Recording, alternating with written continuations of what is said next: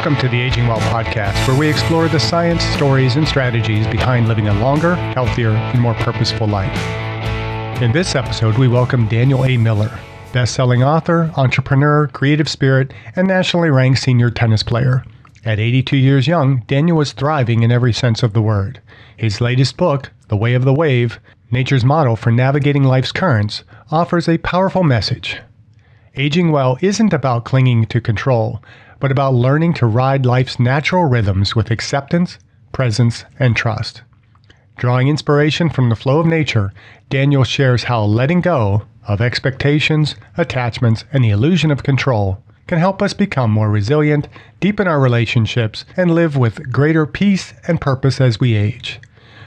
Whether you're facing transitions, losses, or simply looking for a fresh perspective on growing older with grace, this conversation offers wisdom that can help you to ride the waves of life, not fight them, and age well. Daniel, welcome to the Aging Well podcast. And let's just have you start by telling us a little bit about yourself. Sure. Nice to be here, Jeff. I'm a native California, born and Redlands, raised in San Bernardino. I'm in the San Fernando Valley now. Went to UCLA undergrad and then law school. Was an attorney for about 10 years and then transitioned into real estate for quite a few years. In fact, many, many moons ago, I wrote a book, How to Invest in Real Estate Syndicates. That was, believe it or not, 1978. And then I didn't write much after that. And so later on in life, after undergoing a real series of traumatic events over a 5-year period in my 40s, I sort of started over again, so to speak. I was a major controller. That I knew.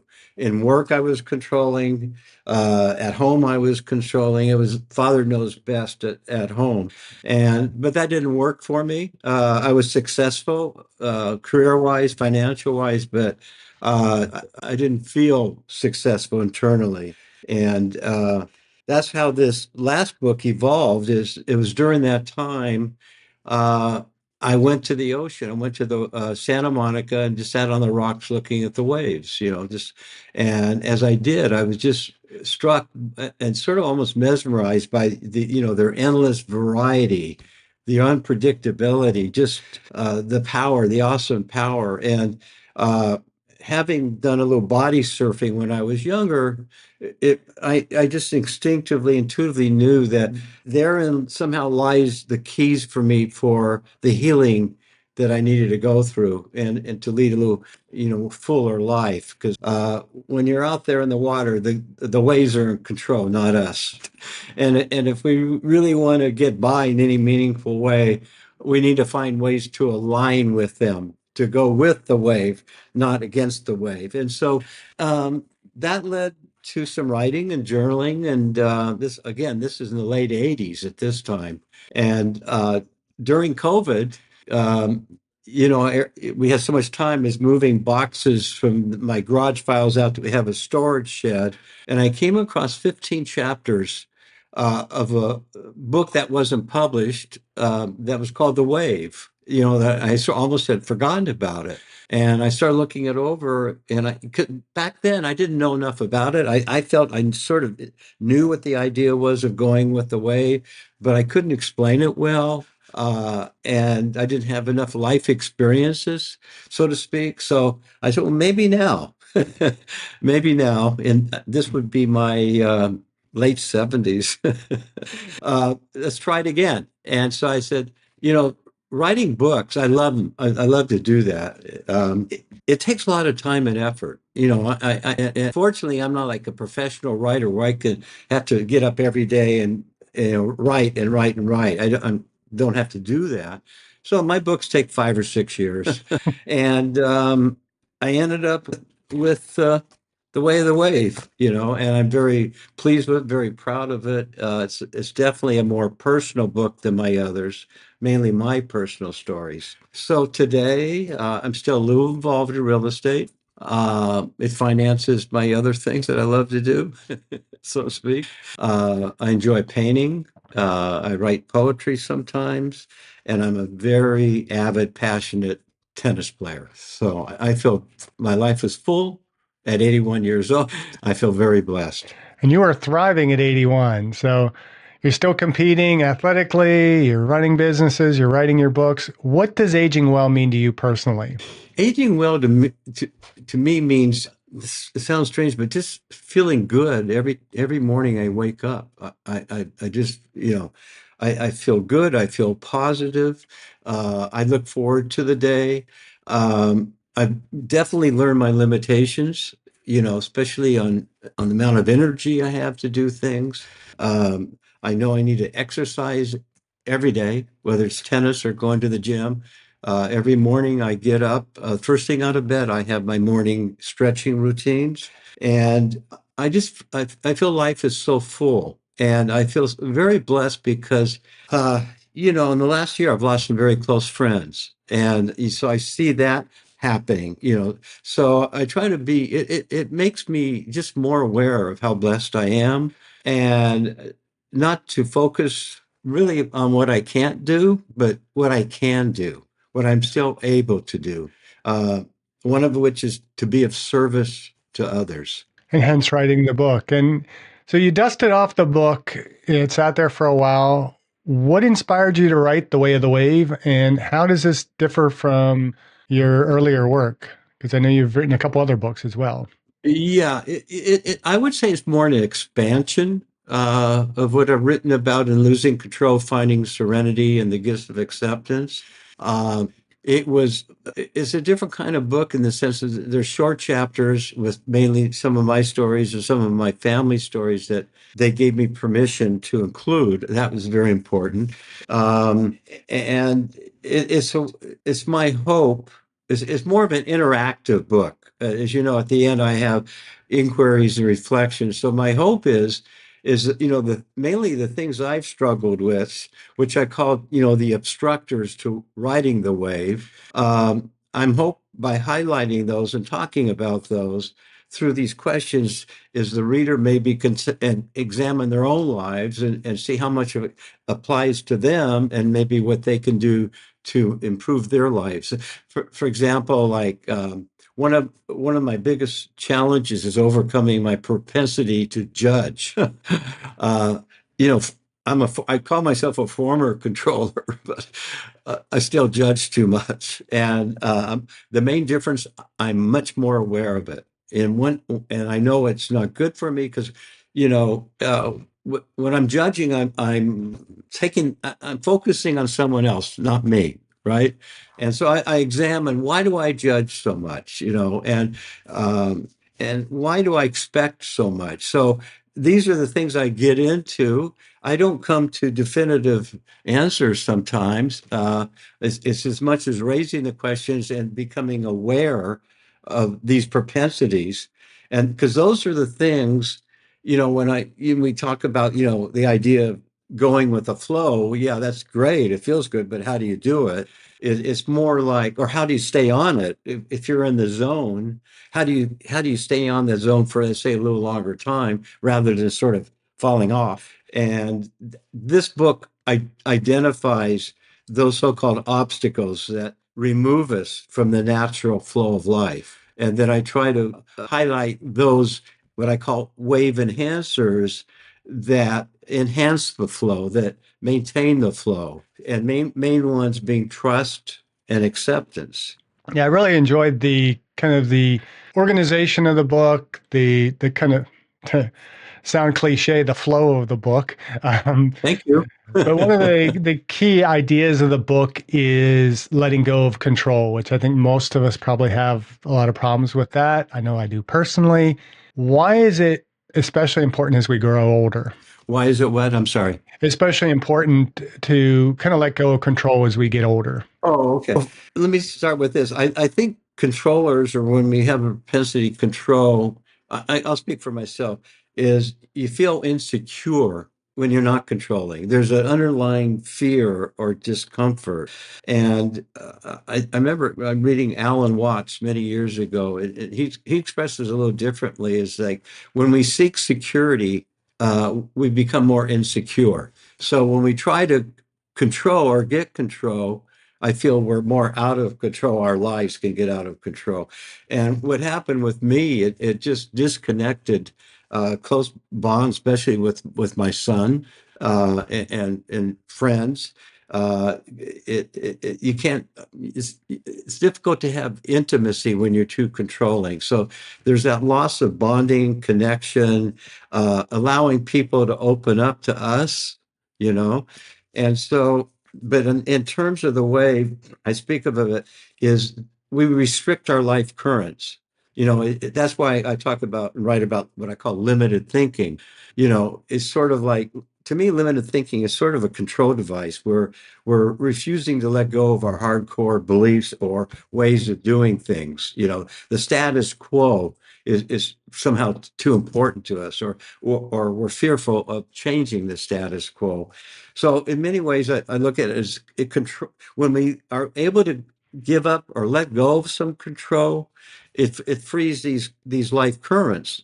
And then once we have them going, is accepting is what allows us to align with the ones, meaning to choose the ones that are best for us. That's why the two main concepts I think behind all my books is this idea of letting go of control and then accepting the what is. And when I come to the acceptance, is the phrase I like to use is, when you accept what is, you can discover what might be. And that applies so much in my life. When we accept our limitations, we can focus on the things that we can still do, the choices we still can make, especially as we get older. So you use nature as a model, and throughout the book, you share a lot of personal experience. Do you have any particular story, personal experience where nature taught you a life lesson about acceptance or resilience? I would say that the main one, as I mentioned, when I was at the beach, but there are other times where I'll be maybe hiking in a nature area, the solitude of it, the peacefulness of it. It allows me to, I like to use the word, to get in touch more with my soul center, so to speak, to be more grounded. And then let me give you an example. Every day, my morning starts like this. I'm out of bed and I say the Serenity Prayer on my knees. The Serenity Prayer is my guide to life and my guide to acceptance. After doing my exercises on the floor that I mentioned, I go outside and I have this beautiful, beautiful olive tree. And I have a beautiful yard, but the olive tree. And I will raise my hands and look at the olive tree and just, ask for acceptance and guidance, to be receptive to what may come my way. Or if I'll give you really a prime example, I guess, is with my book. The other two books were successful from the point of view of not only getting some awards, but sold quite a few copies. I'm not so sure that's going to happen with this book, but may or may not. But I've moderated my expectations. But I go out with my olive tree is like, just allow me to be receptive to where this leads me. And this book so far uh, has led me to some really great stories and podcasts like we're having right now. I had one with tennis and how tennis relates to life. I had one with a father on parenting. And so I don't know, I just sort of feel that when I'm in nature, it just opens up all these things for me. Yeah, I found myself just every chapter of the book hitting me in a different way, and I'm like, oh, another wake up moment. And even like I think it was earlier this week, my son obviously, thankfully, emptied the dishwasher, but we have a lot of these Fiesta-ware um, dishes that my wife has collected over the years, and Fiesta-ware is kind of a family tradition kind of thing because my dad's from the area of southeastern Ohio where those were produced, and they're all different colors. But I'm a little bit OCD, and everything's got to kind of be stacked in order. You don't mix up the colors, and everything was just out of order. And I'm like, okay, just go with the waves here, just let it go. And I left it as it was. And that was a hard thing for me to do. But It yeah. can be. It can be really hard. And I Uh, think chapter 5, and you kind of alluded to this chapter already for yourself. So I'm glad I'm not the only one that probably benefited from this. But I felt like, did you write this chapter knowing that I was going to be interviewing you? Because chapter 5 is judging other riders. And for someone who is used to planning and controlling outcomes, what's a good step forward in terms of practicing this wave inspired mindset? Yeah, I think well, the process I went through is what's behind that? What's my motive for wanting to judge someone else's choices or the way they are, And I had to examine that, and uh, I couldn't come up with in a way a good reason. Maybe is it my ego? Is that it makes me somehow feel better than the other, And as I mentioned in the book, maybe for a few seconds, but that's not really what it is. So, what is it uh, that propels me to do that? And I have to be truthful. I don't have the real answer yet. But what I do have much better is I am so much aware when I'm doing it, because if I'm judging, especially people close to my family, my children. If who wants to be judged? I don't want to be judged. If I feel someone's judging me, that's going to turn me off. I'm not going to want to open up to them. I'm not going to want to share my thoughts and feelings with them. Right. So I know it's, and by the way, when I say judging, I'm not talking about assessing situations. Could be danger, harm, or things that aren't good for us. That's something else. I'm talking about the more personal types of judgments. And those are the ones that I try to focus on. It's there. It's something I'm getting better at. I don't think it's going to leave me, but it's going to get better. And a lot of these things, talking about expectations or my limited thinking, it's a matter of mitigating them, quite honestly, reducing them. And the more I feel I have stronger relationships with my friends because I'm in just, let's put it this way. When we can practice acceptance, there's no need to judge, right? If you're judging, you're not accepting. If you're judging, you're controlling, So it's really, I think it can be, very detrimental to us. And certainly it's what takes us off the flow. Because I had a friend that I was discussing it with, and she shared, when I feel I'm judging someone, I think, what's going on with me? There's usually something going on with me that's causing that. So then I can maybe take a few moments and take a look, what's going on with me? Yeah, that's why I really appreciate the way the book is structured in the way that we can almost take each chapter as just maybe a daily read and take those questions or take it on a weekly basis and just go through the questions that you have, the individual ask themselves at the end of each chapter and just use that as almost a meditative practice and part of that, what I consider more of a growth mindset where you're looking on a daily basis. What can I do better? I have a phrase I use kind of in my own journaling and blogging and everything where it's my saying is, be your best today, be better tomorrow. And Yes. you don't present in the book that you have all the answers. It's you have all the struggles. And these struggles have led you to finding a better pathway, riding the wave and finding a way to navigate some of the challenges that we face in life. And so how does riding the wave help us to navigate some of our major life transitions like retirement, health changes, loss, those types of things? Sure, sure. You know, my mom, my mom lived 101. Wow. She died about 10 days ago.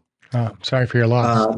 The last 7 or 8 years, 9 years of her life, she was riding the wave. I mean, I saw it, I witnessed it, I experienced it. It was an amazing change that I hadn't growing up saw that part of her, And she had had a stroke when she was 89.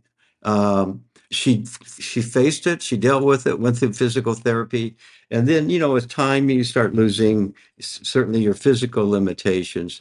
But she was so much in acceptance, and she enjoyed up until maybe the last year. She truly enjoyed. She was in assisted living, but she enjoyed playing bingo. She was in doing the arts and still painting, and she was in her own way, really just going with the wave. So is for me is going with the wave today, in addition to the acceptance, is trusting. I'm trusting the currents, and um, I'm trust that things may not be like I want them to be. They may not turn out the way I might want them to be, but that however they turn out, I trust that I'm going to be okay, that I will have some choices, or I can find a way to deal with whatever the issues. That really helps a lot. That makes me sort of like, I want to say, more even keeled. Things are not going to impact me. Negative things are not going to impact me that strongly, or if they do, it won't be for as long, and I can recover. And I look back at my own life and what I have gone through, and um, and what I've overcome, and I'm still here, you know, and I feel I'm here better, more fuller, so to speak, than ever. So to me, that's sort of what the wave is, like I talk about the ocean. You have the crests and the swells, but you also have the riptides. And nature has the storms and hurricanes and this and that. So nature's not all positive, so to speak. Just like life, we have the ups and downs, the ebbs and flows, and so it's sort of going with wave to me is to sort of, in a way, maximize those good times or highs, and to reduce the impact of the lows, right? Through trust. And when I say lows, that brings up another one. The other, I can't pronounce it well, but I'll spell it Lulls, lows. When we have lows in our life, and I don't know if you've experienced those. I think a lot of people have. I know I have. And that could get you down if you let it get you down. But um, what I've come to learn is I trust and know that that's just part of life. That's a normal part of life to have lows. And I've talked to people, I have friends, and one good friend, about a year ago, he had just retired. He had been very active in his career, and he was like reassessing his life, or what's he going to do now, so to speak. And you could tell he was not struggling, but very pensive. And I said, Stan, you're just having a low. And he said, yeah, that's what it is.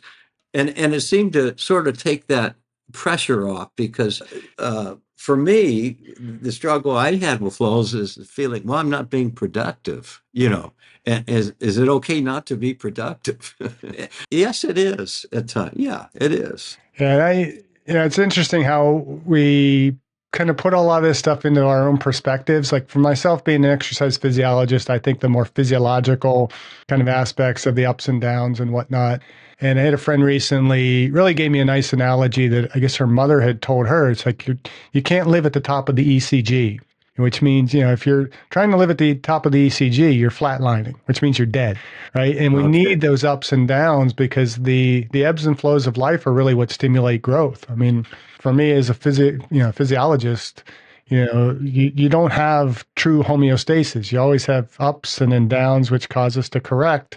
And that's what helps us to kind of stimulate growth. And Hmm. part of this process, you talk a lot in the book about the role of self-compassion in the process. How does this support the journey of aging well? Yeah. To me, you say self-compassion. Yeah, your self-compassion. Yeah. Um, it's for me that it's taking care of myself, because I had a history of self-neglect, I was younger, and that resulted in ultimately one time losing half my nose, because I thought I didn't have time to go to doctor appointments. And so I've gone from self-neglect to practicing self-care. And that is compassion for me. That's acknowledging myself, and so, or we can say my own self acceptance and the compassion, um, not only for myself, but having compassion for others, my friends. So in recent years, as I mentioned, is last year I lost two very, very close friends, and but what I was able to do and was to be of service to them during those times. One person in particular, I went to every doctor's appointment with them, and we became closer. We bonded even closer as we were able to share even more intimate things about our lives. And I just remember I gave him a copy of the preliminary copy of the book during this time, and he says, "Is that story about me?" Because I changed. No, I mentioned a story that I had with the friend. I didn't say that. I'd never say the name of the friend, but it was a story about me and him about 20 years ago. And I said, "Yeah, it was." And then we were able to talk about that thing that happened in the past that separated us for a little bit. So the compassion is if I'm more compassionate to myself, I feel I'm more compassionate and can have more empathy for others. So, yeah, it is. I agree. I never thought of it in terms of self-compassion, but I think it is if I'm doing things, especially the trust and the acceptance. Uh, I have, and humility is to me is another very large, what I call enhancer, is that part of me that I'm open to other ideas and not feeling that part of me that I really know what's best for others or what they should do. And that's proven so much with my children because I truly don't. They know more than I do many times. Anyway, that's sort of I didn't mean such a long answer to that question. That's okay. We like the long answers on this podcast because that's where we really dive in deep. And just talking about self compassion, just the word vulnerability kept popping into my head as well. And I think we need to, Mm, in order to be vulnerable, we have to have a certain level of self compassion. We have to forgive ourselves to be able to open up and be able to yeah. work on strengthening those relationships. And you write a lot about how letting go can strengthen our relationships. And you have a lot of great examples in the book. What are some common control patterns we might not even realize we're holding on to? Yeah, that's a good question, Jeff. Because when I wrote "Losing Control, Finding Serenity," I really tried to delve into. I knew I was controlling. In fact, I even put a little love control test in that book because a lot of times we're controlling in our love relationships. But I feel if I'm offering my opinion more than once, I'm trying to maybe change someone. So that's controlling. Right. If I'm resisting, if I'm pressuring, obviously that's controlling.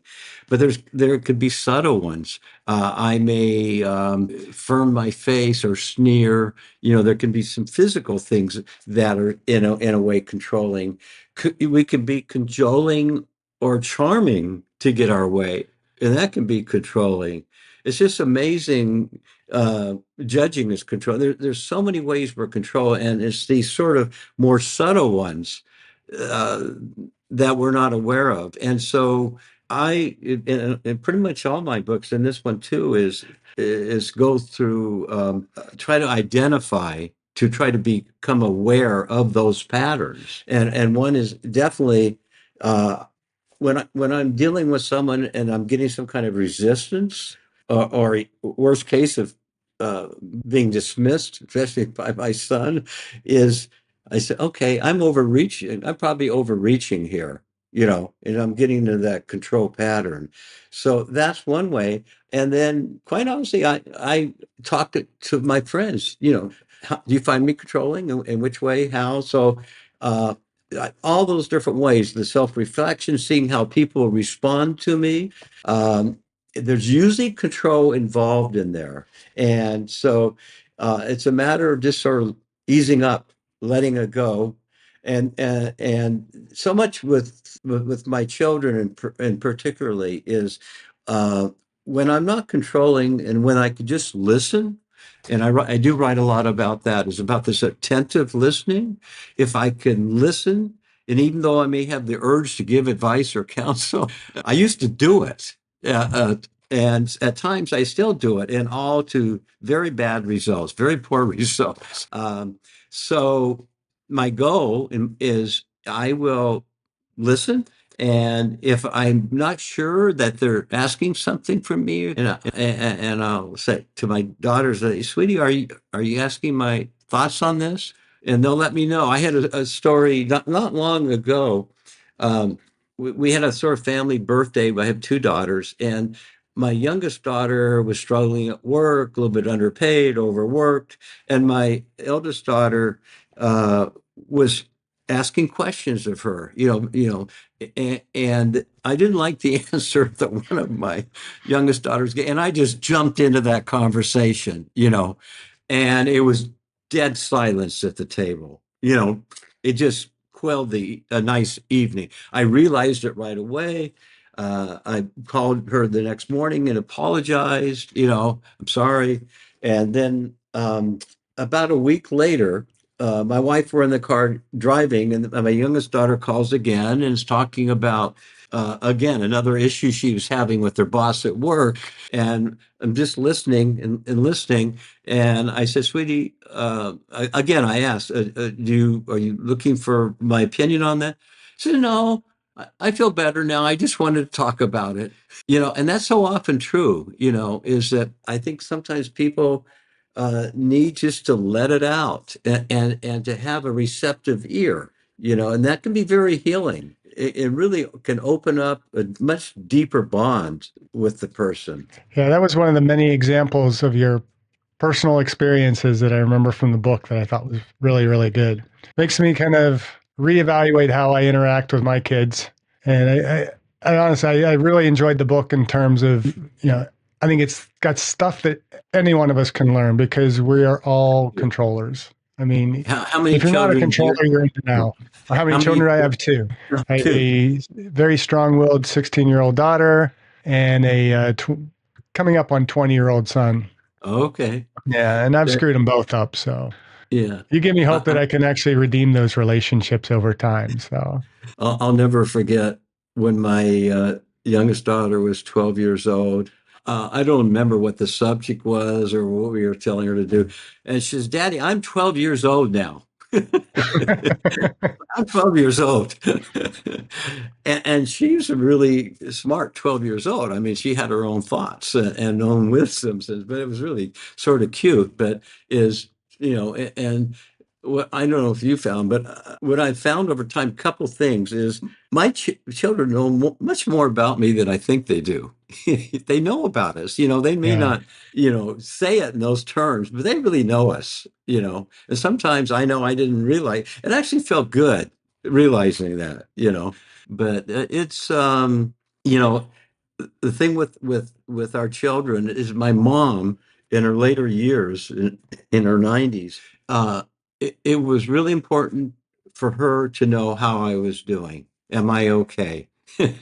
So I don't think we ever lose that concern we have, for our children, right. So how has your sense of purpose evolved over the years, and how do you continue to stay creatively and spiritually engaged?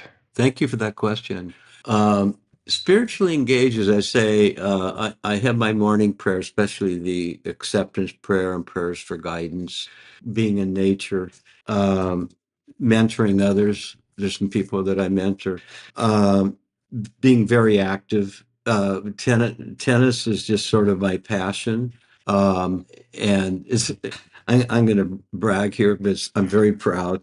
I play seniors tennis tournaments, and these are usually former college players, and they go in 5-year increments. The brackets or divisions. And I started playing again in my mid 60s after my oldest daughter started playing tennis. Anyway, make the story short, this past year I made it to top 10 nationally in doubles.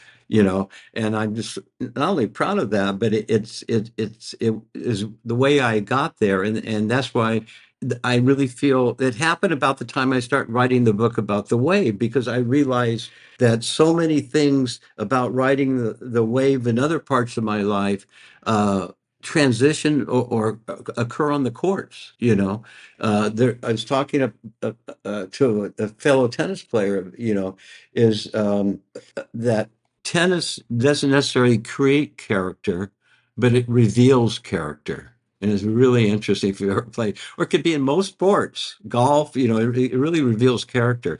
But anyway, so that I'm painting later today. I'm going to go out. We have a little place in Malibu that I look at the ocean and the waves and walk on the shores. And I have my easel out there. And since I started writing books, my painting's sort of taken a little bit of a back seat. So I'm now getting more into painting, and it's this that creative aspect is so nourishing to the soul, and a little bit of writing the poetry. As I say, a new thing I'm doing is, and that's what I'm saying, the finding purpose is. Um, I've always been into succulents, and so I have like succulent gardens.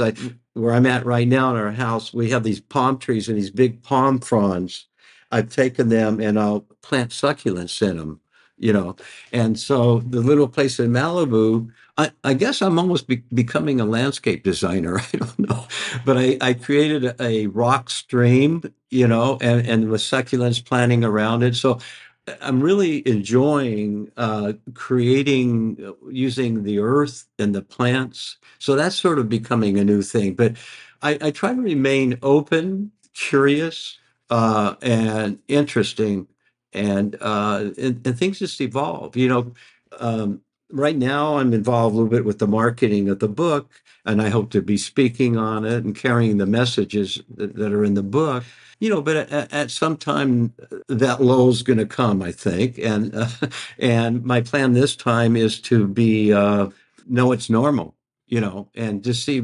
This book started from a lull, literally, and when I was having a lull after the publication of the Gifts of Acceptance, and it did so well, is there was a period that, when you're very active and engaged in something, and you stop doing that so much, there is that open time frame. So I'm not discouraged, because and my wife is so interested in so many things. So I'm really, I let me put it this way, Jeff.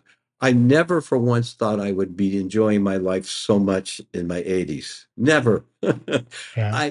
Fortunately, I'm physically fit. I'm healthy. So I know, I say that knowing that I'm not having to deal with the challenges that so many people do, at this age. So I try to remain humble and aware of that and grateful for that, and just continue taking one day at a time. Yeah, I think one thing that really comes through in reading your book is that you are doing the things that we talk about in terms of aging well and having that balance. I mean, I think part of what I kind of picked up on, you talk about the laws in the book, and having the balance that you have. I enjoyed when you were talking about, was it Joni Mitchell and trying to think of the other singer. You envisioned that they sing while they, or Tony was it? Bennett. Yeah, Tony Tony Bennett. That's right. That they sing while they, no, what was it? Weather painting. Yeah, while they're painting, right? And Uh, that you go back and forth. You paint and then you write, and you have so much balance in your life. You have that kind of physical dimension with doing your tennis and going out and kind of absorbing just the environment of being at the beach, and the writing, the painting, and when the painting isn't going the way you want it to go, you just kind of set it aside, and you might sit on a painting for a year. And I I think have. there's so many messages in there in terms of, how do we allow ourselves to kind of strike this balance by, going, riding the waves in the different components of our life. And if we only are kind of more singularly minded, and I think, you use a lot of business examples in there. And I would imagine when you were most focused on just your business is when you had some of your greatest struggles, I right? did. And No question about it. No question about. I didn't have balance. That's why I write about, the importance of self-care. When you're neglecting your life's out of balance. I truly believe that. And yeah, I learned that in a way the hard way. But yeah, and so the two words that I sort of keep in my mind is the one you mentioned. Balance is very big. The other is I'm going to call moderation. You know, you have the extremes both ways. It could be, some people, it's like one attribute, if it carried to an extreme, can be sort of a detriment. And that if I'm too if I'm too giving, let's say, it's good to be giving. If I'm too giving, I may be taking away from the other person. If I'm too fearful, I'm not going to do certain things. But fear, on the other hand, can be helpful in pointing out real risks. So it's trying to find that balance or that moderation, and expectations is a big one for me. And I really moderated and really reduced my expectations with the current book, you know, and with the next big tournament coming up, because I went to the finals of the Nationals last year. So my expectations are naturally a little bit heightened, but and having a tennis podcast the other day, I became aware of that because the podcaster, who's a tennis player, was saying that these tennis players at the highest level, the pros, when they start doing well, then their expectations increase. So when they have a letdown or a failure, or meaning lose, it can be, taken really seriously, hard hit. And so uh, moderating my expectations, because it's good to have them, but I feel we need to sort of moderate them. And so the idea of kind of riding the waves, it'd be easy to kind of just perceive that we go about life just willy nilly, doing whatever comes our way, not having much structure. But I sense that there is a certain amount of structure to your life, that, daily habits, weekly habits that, Yes. you do to be able to remain vibrant spiritually, physically, and emotionally. So, what are some of the things that you do as more regular habits? I guess the regular habits, other than, the exercise, is uh, I really enjoy my breakfast. I have a pattern of certain foods I like to eat and look forward to. The obviously, the exercise. I'm still working.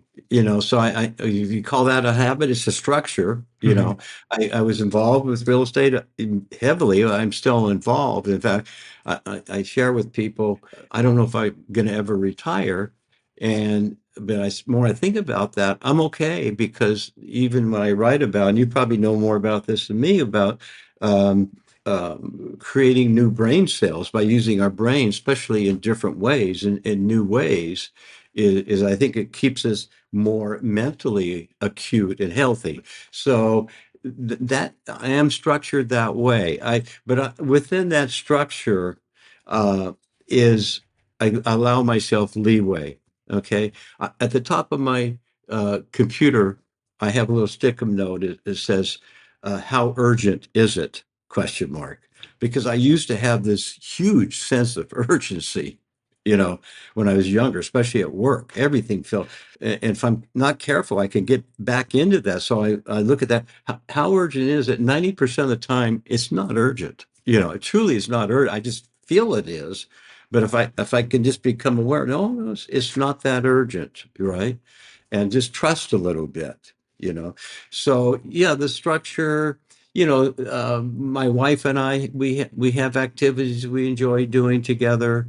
Uh, and so there is a certain amount of structure, but I feel it's good. I mean, when I wrote Losing Control, Finding Serenity, but the whole thing about giving up control, one of the questions was raised, what do you just do? Just do a laissez-faire attitude? You just, and not do anything? No, and acceptance I could be accepting someone, but it doesn't mean it's not a passive state. It's not a total necessarily surrender of things that are important to me.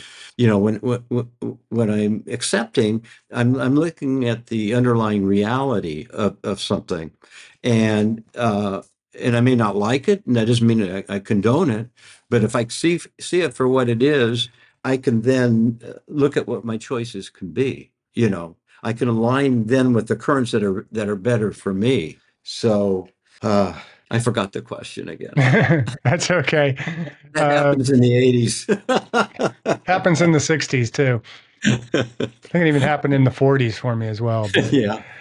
so you're still playing tennis competitively. How does staying active contribute to your overall mindset and well-being? Well, I'm sorry, how does it contribute to what? Your overall mindset and Oh, well-being. like I said, okay. So I have an active mind. That's why I was not good at golf. I was too mental. So when I play tennis maybe 3 times a week. I used to play more, but I go to the gym as well. But I've learned that whole other area of accepting my physical limitations as I've aged. But when I'm playing tennis, I'm not only getting the physical workout and the health that comes from that. I'm in a social situation and in a more lighthearted way with I play mainly at the local park. We have doubles, and so there's camaraderie. There's a lot of things. It's serious tennis, but not serious tennis, and so that sort of lightens my spirit, you know. So if as I say, I'm still working, and there are work issues that come up with some of my properties. I had one that almost burned down last year. So there's these things that come up that I get into that intense focus because I still have that part. And so going and playing tennis maybe in the morning is going to lighten that, right? So or going to the gym or maybe even meditating, it gives me again that balance that I need. But in many ways, I feel that I'm healthier because I've always been active. Whether I was jogging, was doing yoga, in later years more tennis.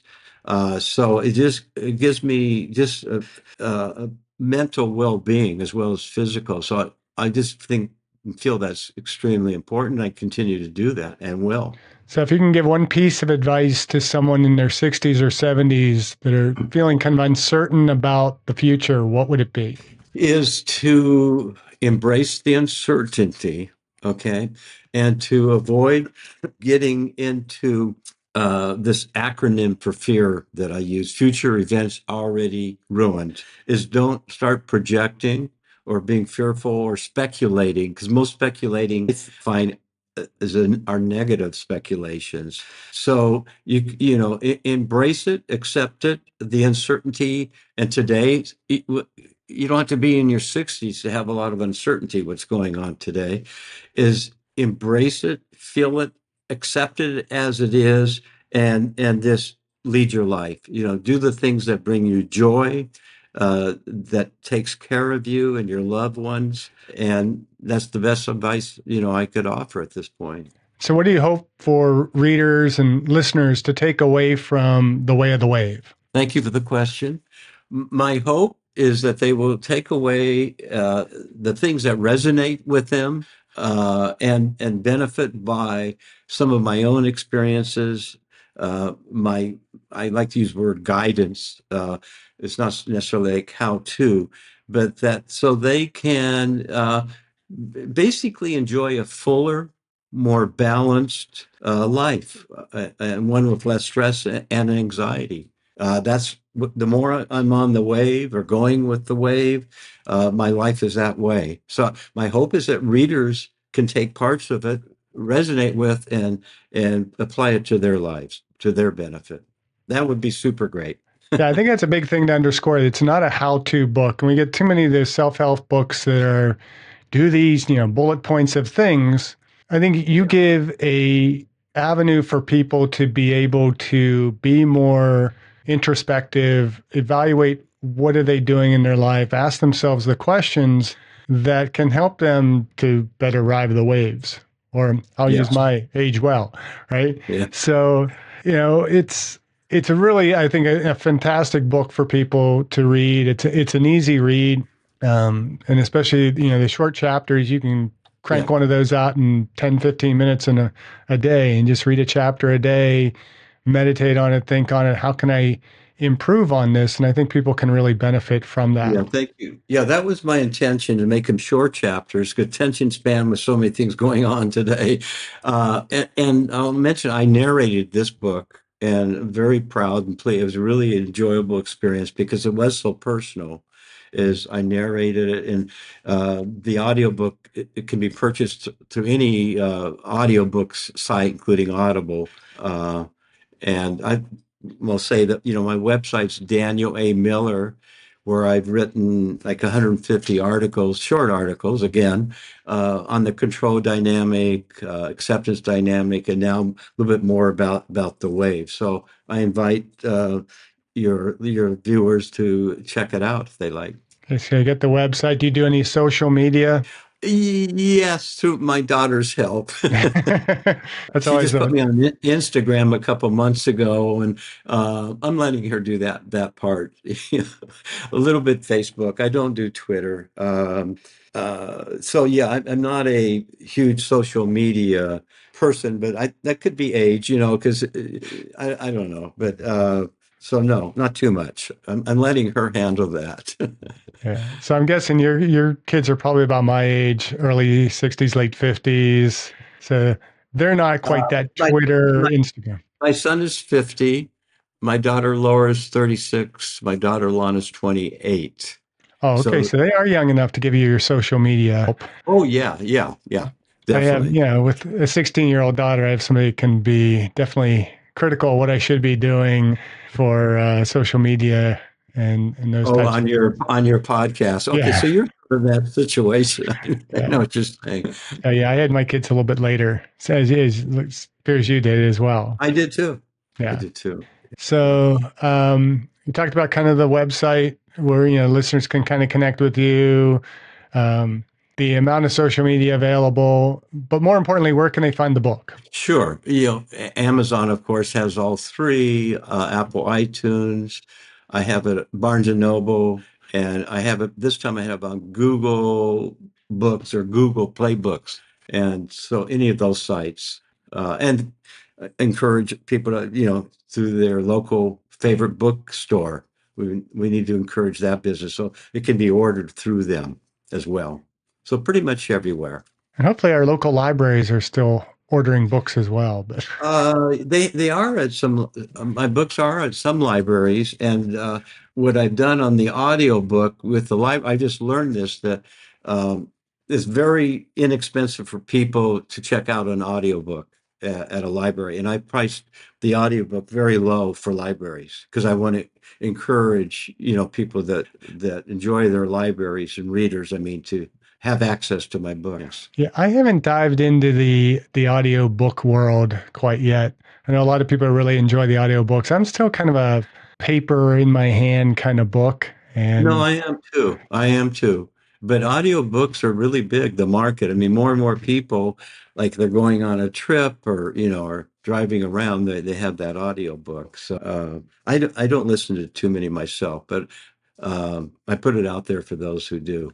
oh, and so what's giving you joy right now? What are you doing personally to age well, in addition to what we've already talked about? Well, this morning I was speaking with you.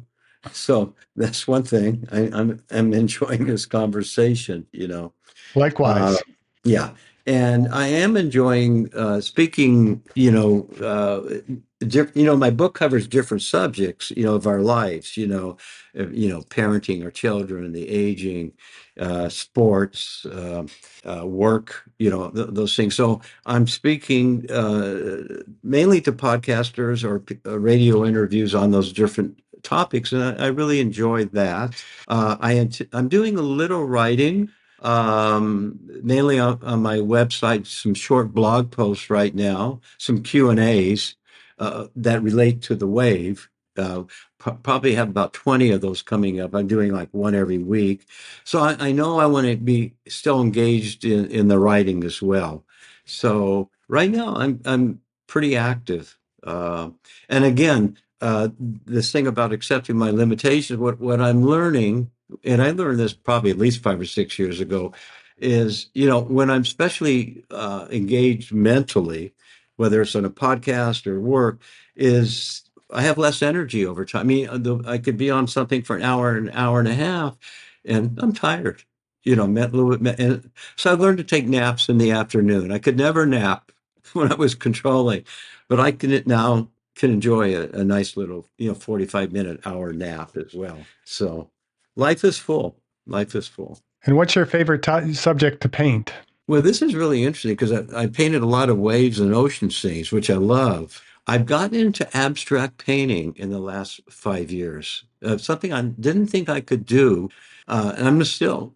I have some of my paintings on the website as well, and I just posted a few of the abstract ones. And what I enjoy about it is I don't know where they're going. And I tell the story that one in the book is one I decided just to engross with the different colors, and not think about it as a subject or topic or a certain intention. And I would turn the canvas sideways and upside from so looking at it from different angles, and I keep painting. And then, probably I did this for maybe over 2 days, maybe 3 hours or something. And one time I looked at it, I think the painting's done, because one of the problems I had earlier in painting is I didn't know when to stop, you know, and you got to know when to stop, And so I stopped, and it's probably my favorite painting. It's on my web, and I call it free flow, because this abstract is a little bit to me like being on the wave. So I'm doing that now, but I still like ocean scenes, and landscapes. When I was younger, I would do a lot of plein air. I would take my easel and I would go out into the hills or be in nature and paint. And you're outdoors. It's invigorating. You're just feeling the freedom of being outdoors, and really, really enjoy that as well. So, were you trained at all in painting and writing? Neither. Maybe writing, but not really trained. That was more legal writing, more that type of business writing.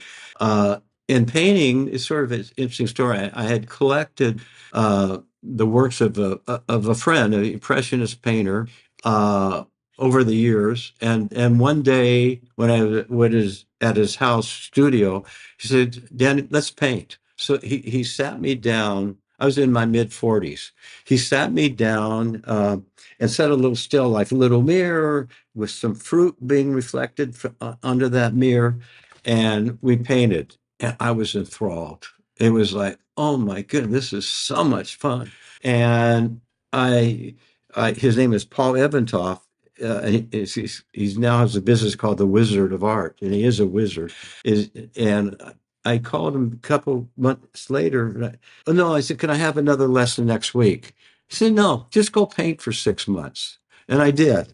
And then I called him. Then I don't know. We talked about. I don't think he even gave me another lesson. And then this was really intensely working. And so I actually had I put the easel by my desk. So I'd be work, and then I get up and I paint, and I go back and forth. And I was productive in each. The painting released all this control stuff that I'm dealing with, the intensity, of that to a more freeness. So I start coming out with pretty remarkable paintings, given that I never felt I could draw or paint as a kid. I was like, I was a little surprised. And then I got a little too serious. Then I started attending workshops, go away maybe on 2 or 3 day working retreat or different lessons. And I'll remember, never forget, I went to Vermont where they had the beautiful colors. And it was a 5 day workshop where you had a different master instructor each day, excuse me. I got so confused because each one had different principles, different ways of doing it. And I'm trying to do what they do. And I came back frustrated, and I felt whatever I had, I lost it. And I called Paul Ebentov, and after about 6 months of struggling, and I said, Paul, I can't paint anymore. What do I do? And he said, well, I'll share with you. He had graduated from the Maryland Institute of Art, Master's in Art. I'll share with you what the dean said that on our date of graduation. He said, now you all just go out and paint and forget everything you learned. And that was great advice. And I just started painting, even in a way, I want to say better, and to this day, that is just, such great advice, don't get too much into your head, be willing to let go, don't overthink it, try to go accept whatever's happening and embrace the failures as well, or the so-called failures. Is not every painting is going to turn out, and most probably don't for me, but some do. And I wish I could tell you what the secret is. I don't know myself, except it is the being in the creative flow and just allowing. And again, the book I talk about, I believe that these things I talk about is the obstacles to the flow, the judging, the expecting, the harsh self-criticisms and self-judgments and, those types of things, lack of humility, they obstruct the creative flow too.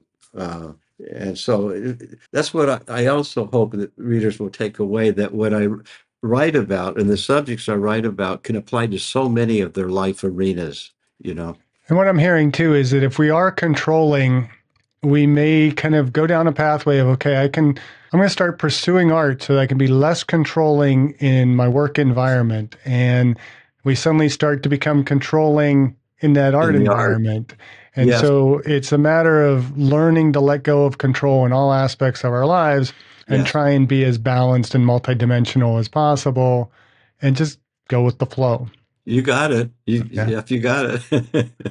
So did I Sounds did like, I learn what I was supposed to learn from your sounds like book? you're doing it Yeah. too.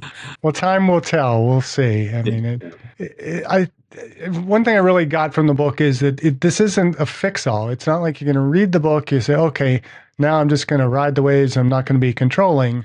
We have a tendency, if we are controllers, we are going to free ourselves of that control for a while, and then we're going to get sucked into a riptide for a while, and you Yes, know, have to yeah, kind of find our way out of it. yes, And it just kind of occurred to me, an analogy I've used so much. It's not necessarily riding the waves, but riding the current. A number of years ago, I went whitewater rafting with some friends, and we were instructed before we went out, what to do if you got caught in a right. hydraulic, which is where the water pulls you down. And the idea is just relax and let yourself pop up out of it. Yes. And I was actually excited, because we got dumped off in a class 5 rapid and we Wow. got into hydraulic, and I just relaxed and kind of popped up. The guys I went with, they were all like, they thought their lives flashed before their eyes. And I was like, Oh, that was wow. awesome. I want to do that again. And it kind of caused Wow. a rift between us because they thought I was in denial that, I Oh, wasn't wow. scared. And it was like, it's just kind of part of life. We're going to get sucked into those things. The key Good for is to you. just let ourselves ride out of it. And Yes. then, then we're ready for the next current, the next wave. And so I think this is a great analogy that can be applied to really any aspect of our life. So I'm going Yeah. to plug the book here and encourage Well, everybody to thank go you. out and get it. I enjoyed Thank you. it. I do a fair number of author interviews on this podcast, and I don't always, because of time, get to read every page of every book. I read Sure. as much as I can, but this is one I read literally every page, read through the entire thing, Wow. and really feel like I got something out of it. So time will Thank tell. You you. might have to check back with me in about 6 months and see if I'm doing better. Uh, well, thank you for that. It makes me feel really good. Thank you, Jeff. Well, Appreciate it. thank you for writing the book and for coming on the podcast today. Is there anything we missed that you need to say to the audience as we sign off? I think we covered pretty much everything. Yeah. All right. Well, keep riding the wave, keep aging well, and keep doing what you're doing. You too. Take care.